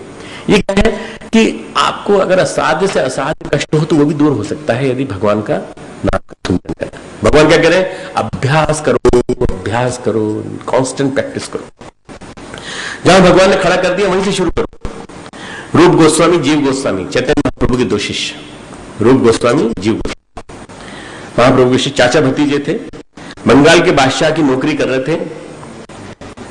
बंगाल का बादशाह इनको बहुत मानता था, इनसे सलाह लेकर काम करता था। अंग्रेजों मुसलमानों का शासन था बंगाल में, 16वीं शताब्दी की बात है। वृंदावन जाने की उनके दोनों के मन में सतत एक तिलकन बनी रहती थी कि वृंदावन चलना है। बादशाह छोड़ता ही नहीं था। बादशाह कहता तो तुम नहीं हो, छोड़ के मुझे, तुमसे सलाह लेकर तो सारा राज्य चला हूं, तुम कैसे जाओगे। तो उन्होंने कहा हम रहेंगे ही नहीं, हम भाग जाएंगे। कैसे भाग जाओगे, बादशाह ने कैद कर लिया भाई, देखो चारों तरफ इनके लठेत खड़ा कर दो, इनमें से कोई जाने नहीं पाए दोनों। हम जब सलाह मांगने आए तो सलाह इनसे लेंगे। और कहा कि तुम जो है जेल में कृष्ण नाम लो ना, तुमसे किसने कहा, हम जेल में आएंगे, तुमसे परामर्श करेंगे, तो तुमको जाने नहीं देंगे वृंदावन। नौकरी मत छोड़ो, काम भी करो, स्मरण भी करो। कौन कह रहा है, नवाब कह रहा है। अब बादशाह कह रहा है कि तुम नौकरी भी करो। तो उन्होंने कहा कि ठीक है, यही होगा। बाद में लिखा होगा जेल में सुमिरन, तो जेल में सुमिरन करेंगे। सुना है कि भगवान कृष्ण के जेल में जन्म हुआ था, हम जेल में कर्म कर रहे हैं, कोई दिक्कत नहीं, जेल में कर्म करें। बादशाह डराना चाहता था, बादशाह रहना नहीं चाहता था। 1 महीना 1.5 महीना रखाया। उसने देखा कि बड़ी प्रगाढ़ लगन है, क्यों भाई अब तो नहीं जाओगे, कैसे नहीं जाएंगे, तुम छोड़ोगे वैसे ही भाग जाएंगे, हद होती है। हम कह रहे कृष्ण कृष्ण का नाम लेते रहो, तुम कृष्ण का नाम किसने कहा मना किया, तुम लेते रहो ना, यहाँ लेते रहो। तो उन्होंने कहा नहीं, हमको जाना है। उन्होंने निकाल दिया, जेल से निकाल दिया। उसने कहा मैं ऐसे में रख नहीं सकता, तुम्हारे मन में जितनी लगन है, काम करो, समस्या आएगी तो बुला लेंगे तुमको, तुम अपने घर में काम करो। कई साल बीत गए और बादशाह के ही रहे वो, बराबर भगवान का चैतन्य महाप्रभु को संदेश मिला कि तुम वहीं रहो, तुम्हारा वृंदावन वहीं आ जाएगा, तुम चिंता मत करो। फिर 20 साल के बाद वृंदावन बुला लेंगे।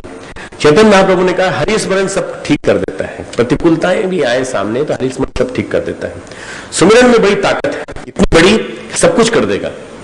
सुमिरन में बड़ी ताकत है, इतनी बड़ी कि सब कुछ कर देगा, परिवर्तन कर देगा, चित्त का क्षय, संस्कार क्षय, संस्कार की बीजों का नाश, इतनी ताकत उसके अंदर है।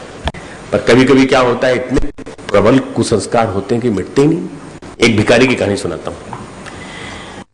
पोद्दार जी के साथ जयदयाल गोयनका जी थे। जयदयाल गोयनका जी कलकत्ता के एक बहुत बड़े रईस थे। उन्हीं के पैसे से पोद्दार जी जैसे प्रतिभाशाली ने गीता प्रेस गोरखपुर खड़ी की, और उन्हीं का पैसा, उन्हीं के समृद्धि, पैसे वाले ही नहीं थे, अकेले ज्ञानी भी थे, संत भी थे। और उन्होंने कलकत्ता उनका बिजनेस था, तो उन्होंने देखा एक आदमी जो है वो भिखारी भीख मांग रहा है, भाई दे दे दे दे दे तो दे दे मांग रहा है, कितने पैसे मिल जाते हैं तेरे को? तो बोले साहब दिन भर में 4 आने मिल जाते हैं, कभी ज्यादा खुश होते लोग तो 8 आने मिल जाते हैं। उस जमाने में 8 आने का मतलब 10-15 रुपए, 20-25 रुपए। अच्छा तो हम तुझे देंगे 2 रुपया, तो हमारी दुकान के बाहर खड़े होकर के तू राम नाम लिया कर। उसने कहा इससे बढ़िया और क्या मिलेगा भाई, अगर बिना भीख मांगे अगर मिल जाए तो इससे बढ़िया क्या है। तो 2 रुपये ले लिए उस दिन के, 2 रुपया रोज मिलेंगे तुझे, रोज सुबह से शाम तक खड़े रहना, जब करना। वो खड़ा खड़ा राम राम राम राम राम नाम लेता रहता, और वो देखते रहते, मुनीम से कहते देखते रहना, वो उसके बाद दे देना उसको 2 रुपये। शाम को देखा 2 रुपये दे दिए। अब भिखारी ने 3 दिन तक तो नाम जपा, उसके बाद 3 दिन के बाद उसने जो है भाग्य, वो सुबह नहीं आया, फिर चौथे दिन नहीं आया। तो उन्होंने कहा नहीं वो कहाँ भिखारी, वो नहीं दिखाई पड़ रहा है। और हमने उससे कहा था दुकान के बाहर बैठ करके कल राम नाम लेना, लोगों को भक्ति का संदेश मिलेगा, लोग देखेंगे कि ये भक्ति कर रहा है, यहाँ पर हम भिखारी को भी बदल सकते हैं, ऐसा उनके मन में भाव था। तो उन्होंने कहा अच्छा ढूंढो भाई ढूंढो। नौकर भेजे, 8-10 नौकर, बहुत पैसे वाले थे। 3 उन्होंने बुलाया, उन्होंने कहा भाई देख तेरे को 2 रुपये मिल रहे थे, तू उसमें भी संतुष्ट नहीं हुआ, तो को क्या ज्यादा पैसे चाहिए? बोले नहीं ज्यादा नहीं चाहिए, हमको मजा नहीं आ रहा था यहाँ पे। होती है ना, भगवान का नाम ले रहा था, मजा नहीं आ रहा था, कुछ संस्कार थे। तो हमसे 5 रुपये ले लें। अच्छा चल ये बता कितने चाहिए तुझे? तो जितना आप दे दो उतने ले लेंगे। अच्छा ठीक है 10 रुपये दे दो। 10 रुपये उस जमाने में 10 रुपये प्रतिदिन किसको कहते हैं? 10 रुपये 1000 क्या 10,000 के बराबर, आज के जमाने के हिसाब से 5-10,000 माना जाए तो 10 रुपये प्रतिदिन, 5 रुपये 5,000 रुपये पर डे की अगर फीस मिल रहे हो, खड़े रहना पड़े केवल, या बैठ जाओ, नहीं खड़े रहो, जब चाहो बैठ जाओ, पर राम नाम राम राम राम राम राम राम राम मन में बोलते रहो।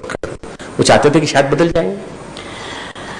तो वो 1 दिन आया, 2 दिन आया, 3 दिन आया, 4 दिन आया, उसको कि 10 रुपये ज्यादा दिखाई पड़ रहे थे। 4 दिन आया, 5वें दिन आया, तो उसके बाद 5वें दिन भी भाग गया। उसने कहा क्या बात है, दुकान पे नहीं आता, और ये क्या क्या कारण है आखिर? उन्होंने कहा अच्छा भाई तू फिर से बुलवाया, तो ऐसा कर तू 25 रुपया रोज ले लिया कर, 25 रुपया रोज ले लिया कर, पर तू बैठ के यहाँ खड़ा होकर के जप कर, तू बैठ के जप कर, तू जो भी करना है तू कर, तू भगवान का नाम ले। तो उसने कहा देखो सेठ जी, पैसे का अहंकार मत दिखाओ, जो भीख मांगने में आनंद आता है वो तुम्हारे राम नाम लेने में नहीं आता।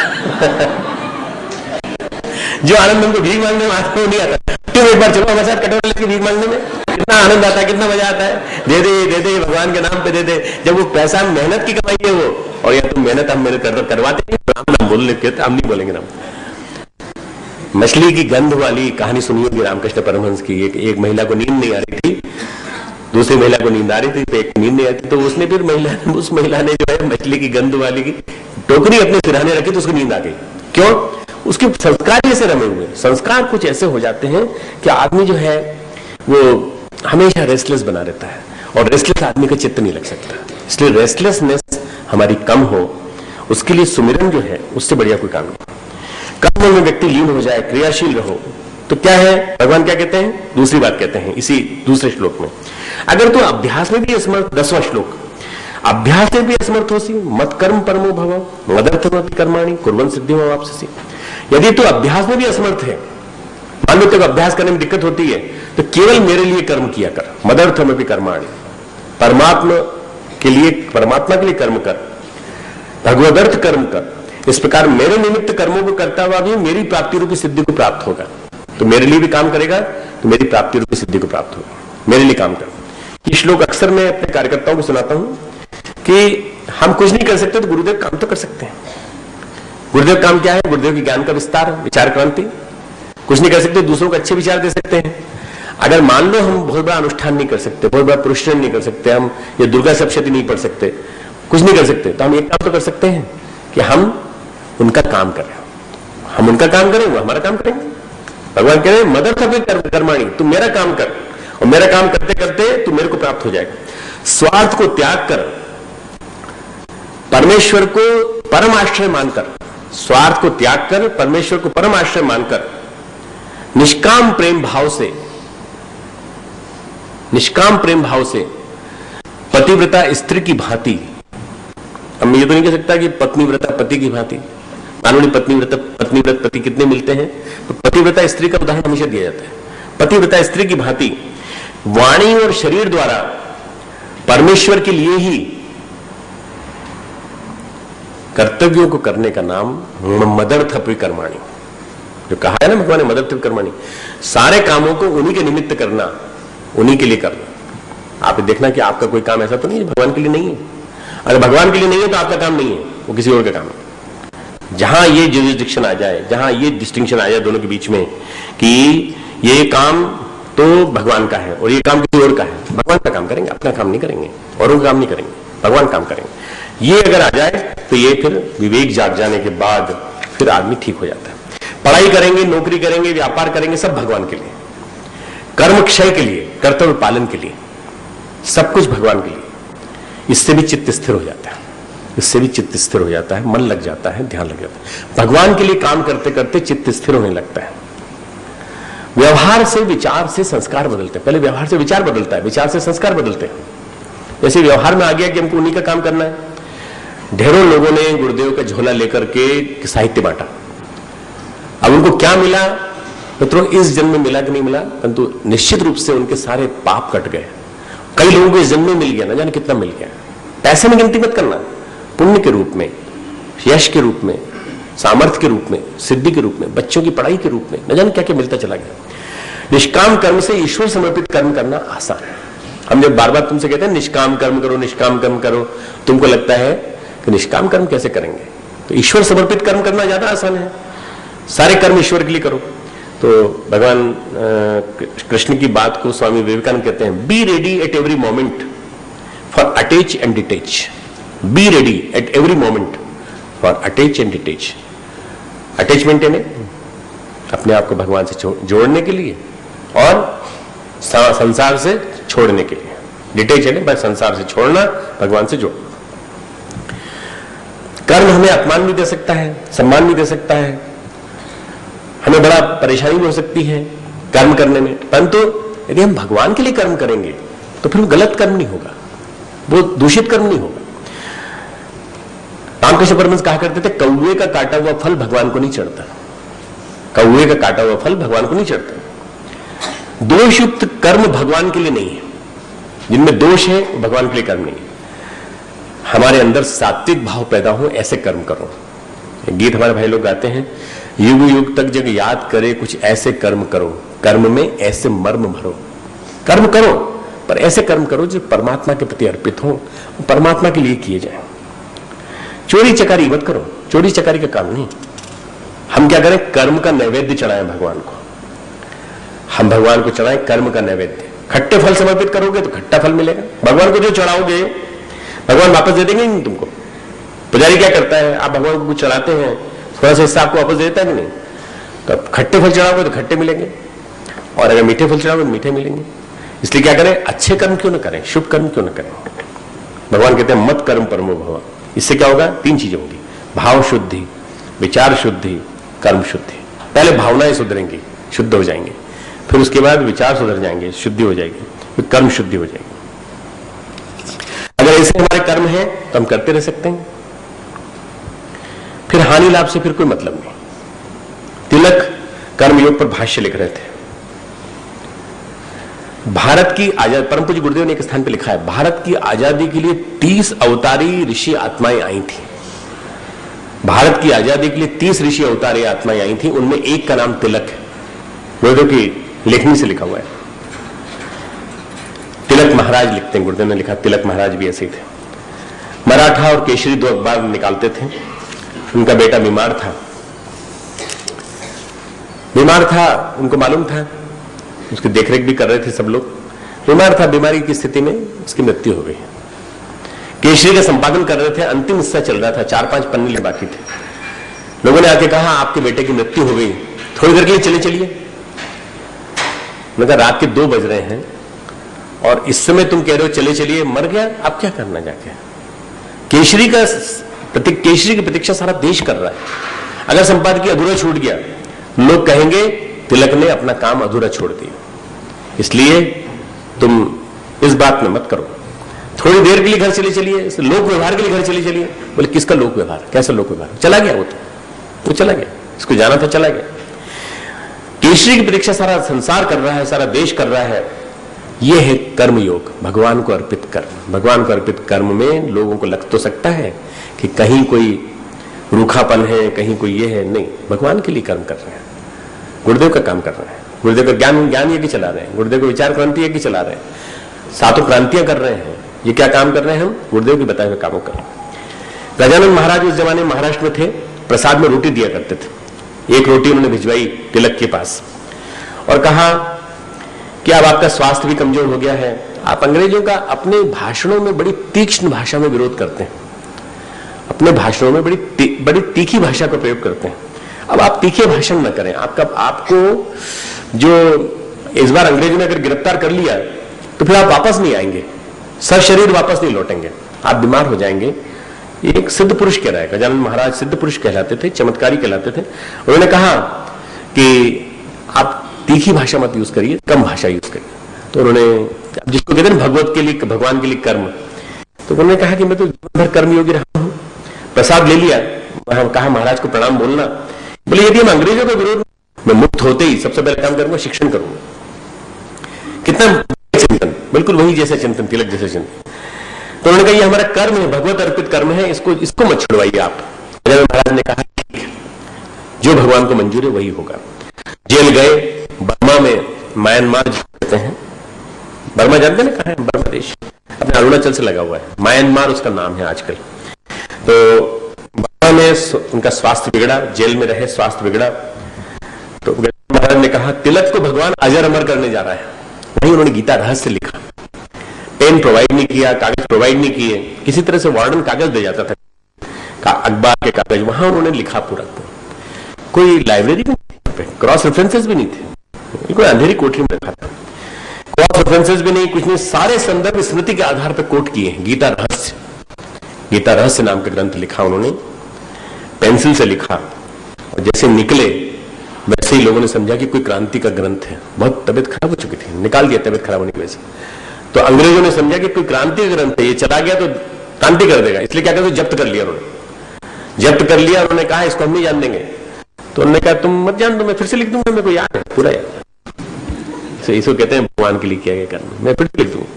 अंग्रेज दे दिया पूरा का पूरा, पहुंचा दिया बाद में। वही फिर बाद में तिलक के भाष्य के रूप में प्रकाशित हुआ, कर्म रहस्य। मत कर्म परमो भव, मेरे में कर्म पूरे के पूरे अर्पित कर दे, मेरे में कर्म विलीन कर दे। भगवान तीसरी बात कहते हैं, ज्ञानेश अथेदपि आशक्तोऽसि, यदि तू इसमें भी आशक्त है, कर्तुम उद्योग आश्रित, यदि मेरी प्राप्ति रूपी योग आश्रित होकर तू उपयुक्त कार्य साधन को करने में असमर्थ है, तो सर्व त्यागम ततः कुरु यथात्मवान। भगवान तू सब कर्म का त्याग प्राप्त कर। क्यों? तो मन बुद्धि पर विजय प्राप्त करके तू सब कर्मों के फल का त्याग कर, सब कर्मों के फल को मुझे अर्पित कर दे। ये सबसे बड़ा भगवान किसको मानते हैं?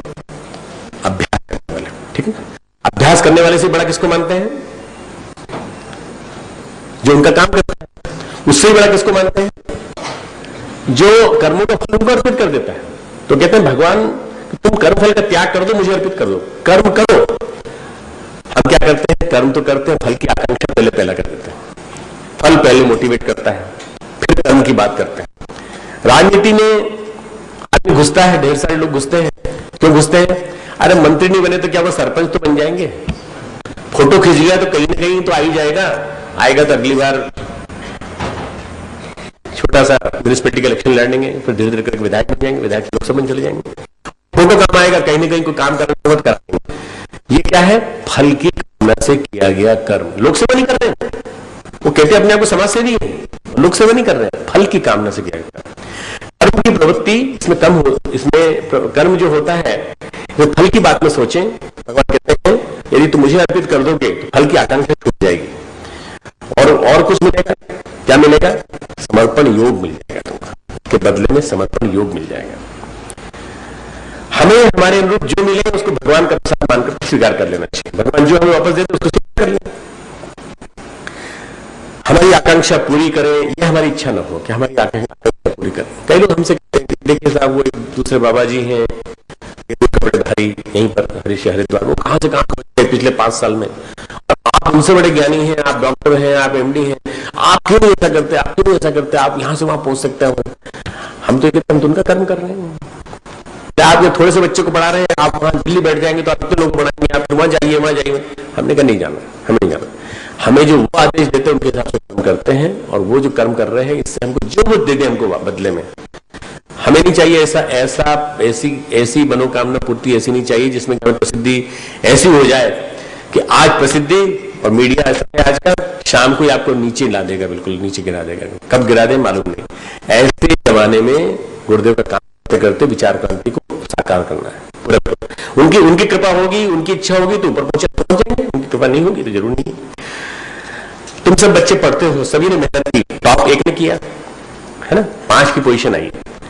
अब जो जिसने टॉप किया वो खुश, फल मिल गया। जिसने टॉप नहीं किया वो क्या सोचता है कि हम उस लायक नहीं थे टॉप नहीं, पर तुमने प्रतिभा को तीव्र तो किया भाई। 3री पोजीशन आई, 4थी पोजीशन आई, नहीं आई पोजीशन तो कोई पास तो हो गए, पास हो गए, कम से कम प्रतिभा तो तीव्र हुई तुम्हारी, पहले की तुलना में तुम बेटर हो कि नहीं। जहां तुम्हारे मन में आया कि अगर टॉप नहीं किया मैंने तो फिर मैं यहां से नहीं पढ़ूंगा, मैं निकल जाऊंगा यहां से, इसका मतलब ये फल की कामना जोड़ दें। फल की कामना जोड़ने के बाद आप फिर कभी टॉप करोगे, फिर आप कभी नंबर भी अच्छे नहीं ला पाओगे। क्यों? बार बार मन तो उसी में लगा रहेगा, पढ़ने मन लगे। पढ़ने मन लगाना है तो पढ़ो इसलिए कि हमें प्रतिभा बढ़ानी है, प्रतिभा प्रकट करनी है। हताशा, अवसाद, निरुत्साहिता ये सब आ जाती है मन की इसी इच्छा के कारण। फल का त्याग करने से आसक्तियां घटती हैं। सबसे महत्वपूर्ण यह है, फल का त्याग करने से आसक्तियां घटती हैं। बार बार जो सांसारिक सोच आती है वो द्वेष, दुर्बुद्धि फल के कारण आती है।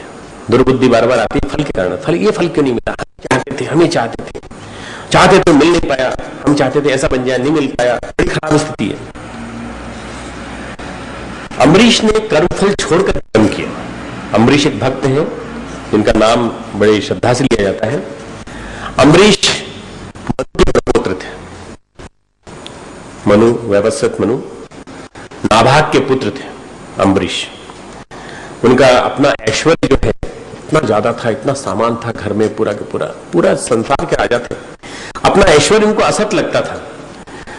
भोग रूप में हरि का प्रसाद देते थे, तुलसी दल वगैरह सब लेने के बाद सारे राज्य में भगवान के नाम गुण का कीर्तन चलता था। ऐसा कहते हैं उस जमाने में सतयुग था वास्तव में। सतयुग के जमाने के राजा, सतयुग के जमाने, वो जो सतयुग जो भगवान राम के पहले वाला सतयुग था ना, तो इतनी ज्यादा कृपा भगवान की उनके ऊपर। ये अम्बरीश निष्काम भाव से सारा फल हमको अर्पित करके कर्म करता है, राज्य की रक्षा भी करता है, कहीं कोई अहम भाव नहीं है, तो अपना सुदर्शन चक्र की रक्षा के लिए लगा दिया। बड़ी बढ़िया बात है। जब सिक्योरिटी के लिए सुदर्शन चक्र हो तो फिर क्या चाहिए? सुदर्शन चक्र बैठा हुआ सारा काम करने के लिए।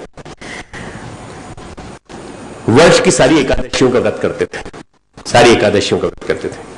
पारायण के दिन जो है पूजा करते थे, गोदान करते थे, और उसके बाद फिर प्रसाद ले लेते थोड़ा सा, फिर भोजन करते थे एकादशी। एक दिन एक एकादशी को कर रहे थे, जब पारायण करने वाले थे तो दुर्वासा ऋषि आ गए। दुर्वासा ऋषि आए, उनसे कहा आप भोजन कर लीजिए। बोले ठीक है, हम नहा के आते हैं। अब यमुना तट पे चले गए, आई नहीं। अब वो एकादशी द्वादशी में बदले। कुछ योग ऐसा होता है कि द्वादशी के पहले भगवान का पारायण करना जरूरी है, भगवान को प्रसाद देना जरूरी है, और थोड़ा सा अपने लिए लेना जरूरी है। नहीं लोगे तो आपका पारायण पूरा नहीं होगा। तो द्वादशी में कुछ पल शेष रह गए थे। ब्राह्मणों से बातचीत की। ब्राह्मणों ने कहा कि हाँ, भगवान को अर्पित करके आप एक तुलसी दल मुंह में डाल दीजिए, बस केवल एक तुलसी दल मुंह में डाला, बहुत बड़ा अपराध नहीं किया। तो जब आए दुर्वासा तो दुर्वासा है पूछने वाले, उन्होंने कहा मेरे भोजन से पहले तूने पारण कैसे कर लिया, मेरे भोजन से पहले कैसे कर लिया। मस्तक से उन्होंने जटा निकाली, न जाने कैसे उनकी बड़ी बड़ी जटाएं होगी, एक जटा उखाड़ी उन्होंने जमीन पर पटकी और कहा ये तुझे खा जाएगी, कृत्या उसमें से कृत्या तुझे खा जाएगी। कृत्या भागी उनके पीछे, कृत्या भागी तो सिक्योरिटी के लिए सुदर्शन चक्र खड़ा था। कृष्ण सुदर्शन चक्र किसका है? श्री कृष्ण का। कृत्या ने जैसे ही देखा भागी वापस।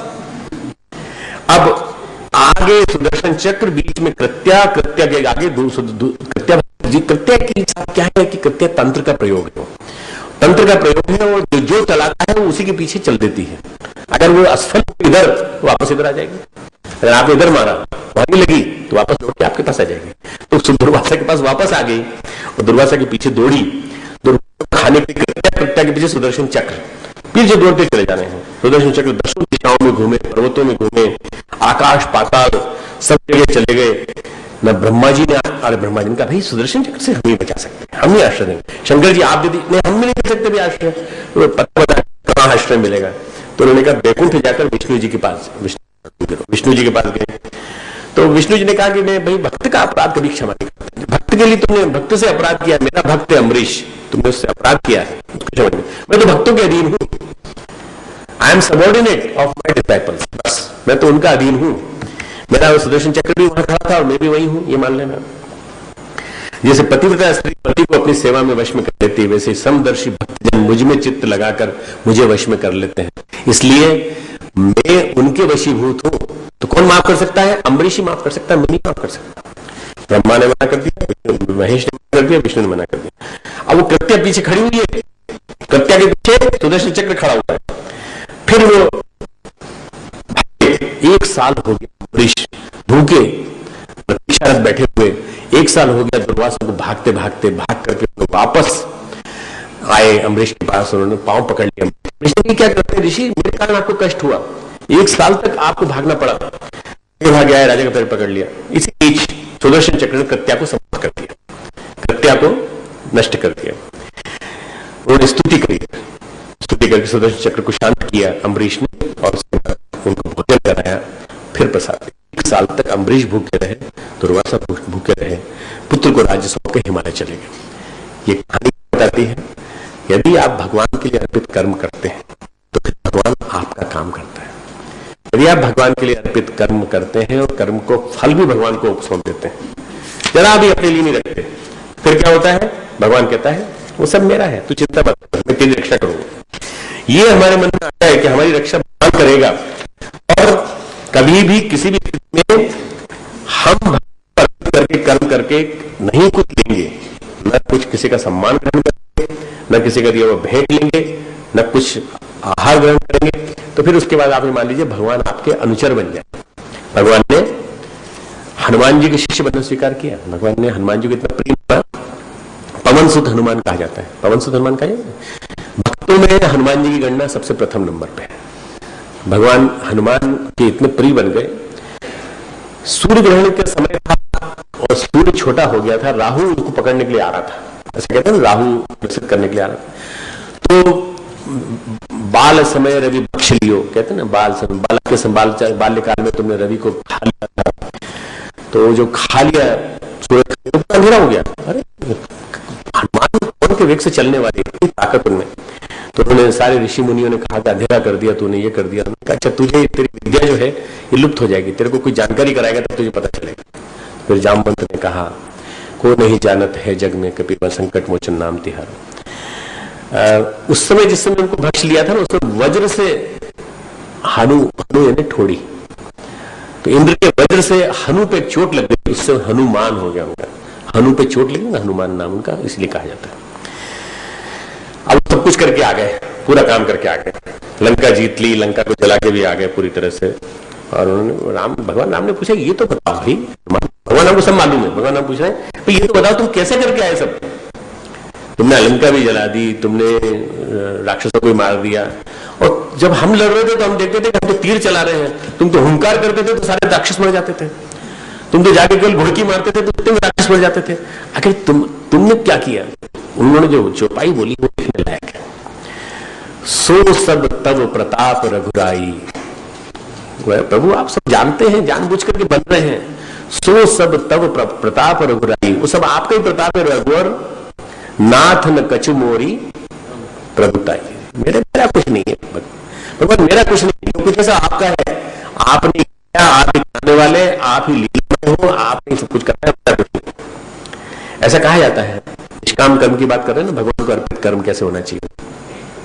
उन्होंने सब कुछ भगवान को अर्पित कर दिया। किसी ने कहा माला दी, भगवान माँ सीता ने अपनी सबसे कीमती माला हनुमान को दी, तो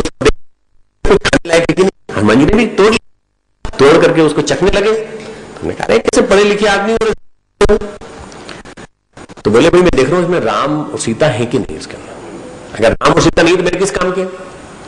और इतनी बात करते हो ये बता तुम्हारे अंदर है, तो छाती फाड़ के दिखा, तो ये सीताराम ये बैठे हुए। ये भक्त का प्रताप है।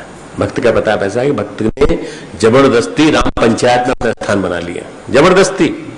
बाकी तो ऐसा है कि कोई एक चमचा आगे घुस जाता है कभी कभी परिवार में। गुरुदेव माता जी अकेले बैठे हैं पर कोई वहां नहीं घुसा, उसमें नहीं घुसा। कोई भक्त कभी न कभी घुसेगा। अभी मशाल है वहां पर कभी न कभी किसी भक्त का प्रवेश होगा। हनुमान जी का साहस देखो, हनुमान जी साहस करके राम पंचायतन में जबरदस्ती घुस गए। ढेर सारे राजा होते हैं, उनके साथ असिस्टेंट खड़े होते हैं, फोटो आता है उनका, पर किसी को महत्व, कोई महत्व नहीं देता। महत्व किसको देते हैं? प्रभु को देते हैं। पर प्रभु के साथ साथ भगवान राम के मंदिर सारे देश में और दुनिया में है। उनके भगवान राम से 5 गुना ज्यादा मंदिर हनुमान जी के हैं। पूरे देश में और पूरी दुनिया में भगवान राम से ज्यादा 5 गुना मंदिर हनुमान जी के। हनुमान जी कौन थे? नैष्ठिक ब्रह्मज्ञानी, व्याकरण के ज्ञाता, नैष्ठिक ब्रह्मज्ञानी, व्याकरण के ज्ञाता, वेदज्ञ, पराक्रमी, निपुण संगीतज्ञ, संगीत का इतना सुंदर गान करते थे, गायक भी थे। और हनुमदी पद्धति, संकीर्तन की हनुमदी पद्धति उन्हीं के नाम से है। नारदी पद्धति, शामली पद्धति, हनुमदी पद्धति उन्हीं के नाम से जाने। नृत्य संगीत शास्त्र के ज्ञाता थे। ये इसलिए इतनी बात बताई हनुमान जी के बारे में। हनुमान जी के बारे में बहुत कुछ तो मालूम होगा, पर ये नहीं मालूम होगा कि उन्होंने वज्र नख से थे, उन्होंने पर्वत शिलाओं पर रामचरित का काव्य लिखा। ऐसा कहा जाता है कि उस काव्य को देखने के बाद वज्र नख से पर्वत शिलाओं पर, अगणित पर्वत शिलाओं पर ढेर सारी, न जाने कितनी अनकाउंटेबल, काउंट नहीं कर सकते इतनी, पूरा भगवान राम का चरित्र लिख दिया। और इतने सुंदर ढंग से लिख दिया संस्कृत में। वाल्मीकि ने जब पढ़ा तो उन्होंने कहा अरे मेरी रामायण को कौन पढ़ेगा? वाल्मीकि को दुख हुआ, मेरी रामायण को कौन पढ़ेगा? अगर काव्य प्रचलित न हुआ तो मेरा सारा परिश्रम बेकार है। हनुमान जी ने जैसे ही सुना कि वाल्मीकि परेशान है, उन्होंने उठाई एक शिला समुद्र में डाल दी, सारा अपना केवल परिश्रम समुद्र में डाल दिया ताकि वाल्मीकि को श्रेय मिले। ऐसा निस्वार्थ कर्म कोई कर सकता है? ऐसा भगवत अर्पित कर्म, और कर्म का फल भगवान को समर्पित, ऐसा होना चाहिए। अब आखिरी उदाहरण सुन लो, उसके बाद आज का। औरंगजेब ने भाइयों से युद्ध किया। अब बड़ा मुश्किल लगता है ये, आज स्कंद माता का दिन है और आज का दिन 5वां दिन है नवरात्रि का। कहते हैं कि तारकासुर का वध करने वाली स्कंद की माता, षडानंद की माँ, उसकी आज भजन करते हैं हम लोग। ये सब बात सही है, परंतु आज मैं औरंगजेब की कहानी सुना रहा हूँ। औरंगजेब कहानी इसलिए सुना रहा हूँ असुर की, तो उसका भाई बड़ा पवित्र मन वाला था। औरंगजेब ने भाइयों से युद्ध किया। शुजा, मुराद और दारा, ये तीनों को मारा उसने। पहले मेल मिलाप किया, फिर हमला किया। दारा के बेटे का नाम था सिपह शिको, सिपह शिको। दारा का नाम था दारा शिको। उसी के सामने, दारा के सामने उसके बेटे को काट दिया, गला एक एक करके उसने सबको काट के मारा। कष्ट देना चाहता था। शाहजहां दारा को चाहता था, इसलिए दारा को कष्ट देना चाहता था। एक लक्षण बात है कि दारा को शाहजहां चाहता था तो औरंगजेब बदला लेना चाहता था।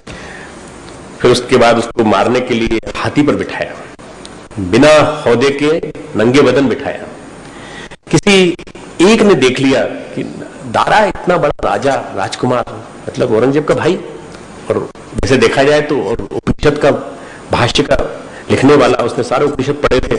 सरमत उसके गुरु थे, सरमत का शिष्य, उपनिषदों का भाष्य लिखने वाला ब्रह्मज्ञानी, इतना कुछ उसको आता है और उसकी आज ये हालत।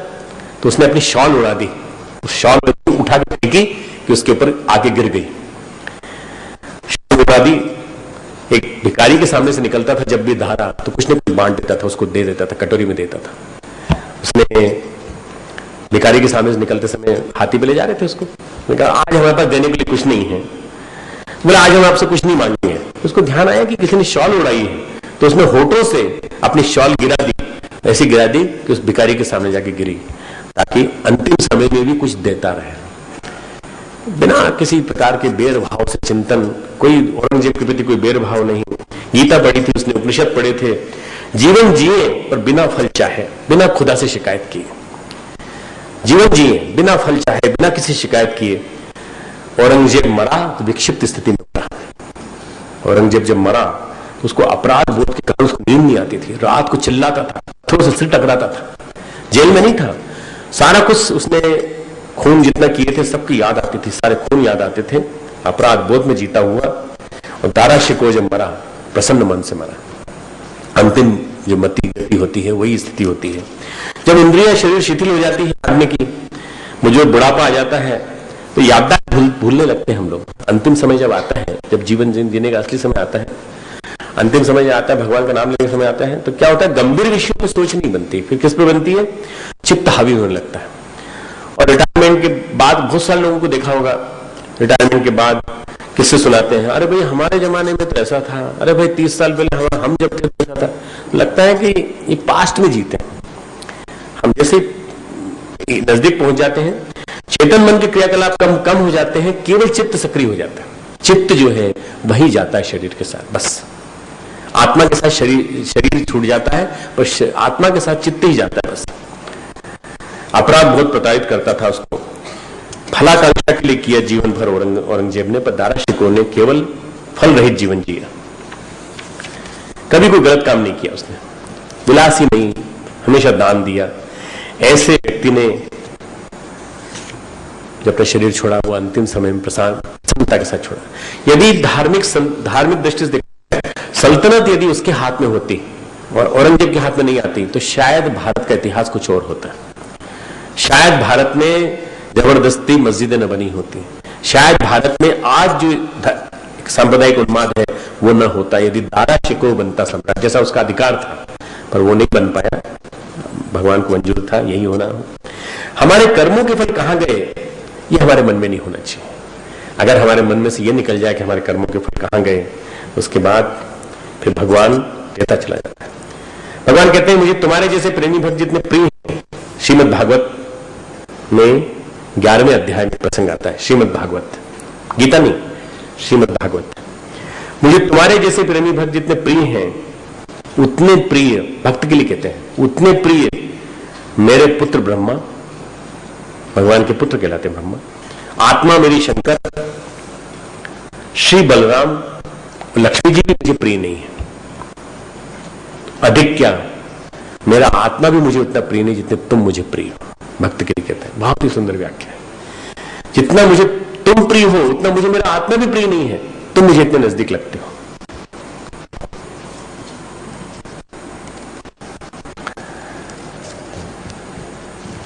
चैतन्य और मीरा, कोई विवाद नहीं किसी प्रकार का, बस नाचे। खड़ताल ले ली हाथ में मीरा ने, और चैतन्य ने लिया, क्या बोलते हैं इसको, आज किसी ने प्रश्न में लिखा है कि जैसे ही हम ध्यान करेंगे तो तद्रूप बन जाने का, परमात्मा के साथ एकाकार हो जाने का ध्यान। लाइट्स बंद कर दें। आज किसी ने प्रश्न में लिखा है कि जैसे ही आप ध्यान के बाद लाइट बंद करते हैं और लाइट जैसे चालू करते हैं वैसे हम न जाने कहां से कहां मन लगता है, फिर एकदम अब लाइट तो खोलनी पड़ेगी क्योंकि तुमको खाना खाना है, मुझे भी क्या खाना खाना है, प्रसाद लेना है, इसलिए लाइट तो ऑन करनी पड़ेगी ना। आज चर्चा करेंगे रूपांतरण की। रूपांतरण हो हमारा पूरा के पूरा, ध्यान में रूपांतरण। गंगा नाला गंगा नदी में मिले, इसके लिए हम वैसे ही बन जाएं जैसे परमात्मा है। समर्पण, विसर्जन, विलय, इस भाव को मन में ध्यान रखेंगे। शांत चित्त, स्थिर शरीर, दोनों हाथ गोद में, शांत मन, शांत, पूरी तरह शांत, स्थिर शरीर, दोनों हाथ गोद में, भाव मुद्रा, शांति कुंज, सप्त ऋषियों की तपस्थली, गंगा का किनारा, हिमालय की छाया, गायत्री कुंज, प्रज्ञेश्वर महादेव। कल्पना के साथ साथ सोचते जाइए। आप बैठे हैं, हिमालय स्वर्णिम शिखर से सज्जित हिमालय, चारों तरफ बर्फ से ढकी चोटियां। कल्पना कीजिए कि आपके चारों जो पहाड़ हैं, इन पहाड़ों में बर्फ है और ये सब हिमालय पूरा, शांति कुंज यहां से उठ के पूरा हिमालय में पहुंच गया। पास में गंगा बह रही है,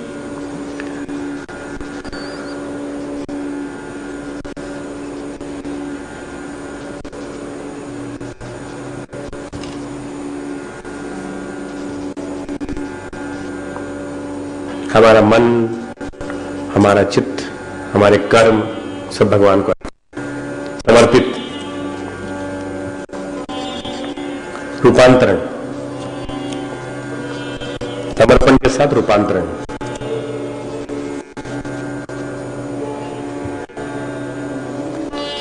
जो भी कुछ है वो प्रभु को अर्पित। हिमालय में बैठकर ध्यान,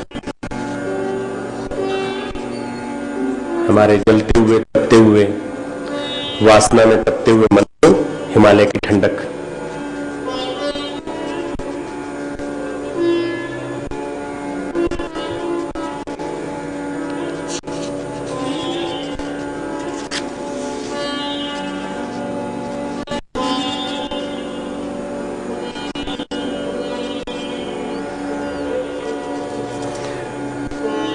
कल्पना कीजिए कि जैसे नाला गंगा में गिरा तो गंदा ही रहा तो कोई फायदा नहीं, वो भी गंगा बन जाए।